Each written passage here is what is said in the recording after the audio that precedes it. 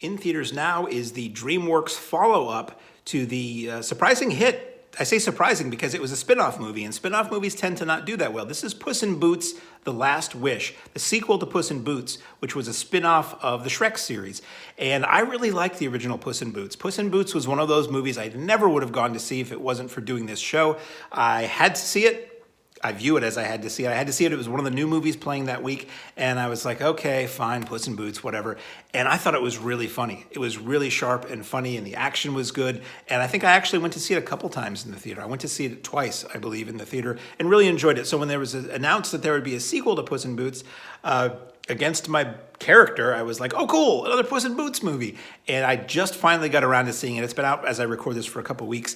And you have the returning cast. You have Antonio Banderas. You have Salma Hayek as his feline paramour or competitor or what have you. And those are the two returning characters. And then you have a new character called Pepito.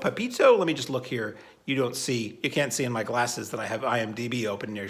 Perito is this little puppy. So basically the story is Puss in Boots finds out that he is on his last life. Cats have 9 lives. He has expended 8 of them. So now what do? Do you try to make the most of the life you have, or do you try to be extremely careful with the life you have? I'm not going to get into the plot very much, but Puss in Boots does decide, I think I'm just going to kind of retire and be very careful with my life. And he winds up living with a crazy cat lady with 100 cats in her house, and one of which is this Perito, which is a little homeless orphan dog that is dressed up like a cat to fool the little old lady who can't see very well. And eventually the plot kicks in, which is Goldilocks and the Three Bears, which are portrayed as sort of like a Cockney gangster group, thug gang, robbers. They're looking to somehow enlist the aid of Puss in Boots to find this map that leads to the wish upon a star, the star that fell down from the sky. It exists somewhere, and if you can find it, you can get a wish granted and do whatever. So Puss in Boots takes it upon himself to use this wish to get himself more lives back, and winds up taking a ragtag band of others, which is basically just the Salma Hayek character and the Perito dog on this treacherous journey in pursuit by Jack Horner. Not little Jack Horner. He's little no more. It's big Jack Horner, who has a pie empire and is basically this just gigantic body with a little tiny head. And like the Shrek movies, like the first Puss in Boots, it makes references to a lot of nursery rhymes and a lot of fairy tales, and sort of skewers them and mocks them and makes little references that, if you know them, are kind of amusing. And so it's one of those almost video game-like in a way. Get from point A to point B and get there before the bad guys do. Like some of the Indiana Jones movies too. And survive this crazy quest and hopefully get what you want at the end of it. So I didn't find this as anywhere near as funny as the first one. I didn't find it that funny. It was amusing here and there. The performances are good. The vocal performances, the animation is good. But although, to my memory, it looks different from the previous one. It almost looked like they were weaving in, the CG, the digital animation, 3D animation, CG, whatever you want to call it, the modern non-2D cell animation that we've lived with for the last couple of decades. It looks like that, but at times it almost looks like it's got some painterly touches, like brush strokes, or not like cell animation, but almost like oil on canvas, which is interesting. And one thing that was really weird to me, every time there's a fight or an action sequence, it kind of turns into an anime thing.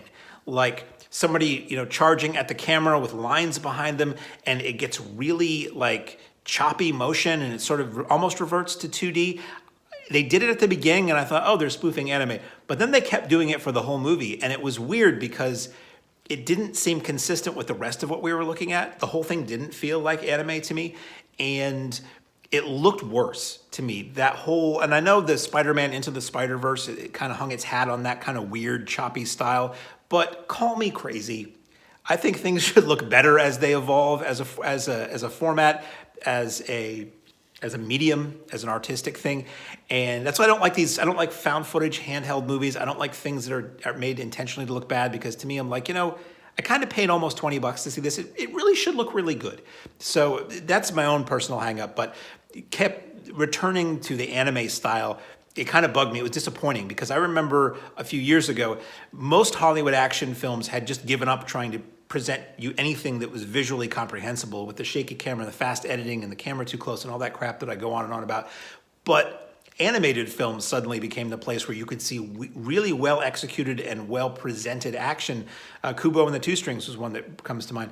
And I think Puss in Boots had that, the original. And then this one kind of going to this other style. It was cute, but I didn't really care for it. Otherwise, it was visually very interesting. This forest that they have to travel through, whoever's holding the map, it sort of, the forest and the reality reconfigures itself to look different according to their personality or their world outlook or their hang-ups or something like that.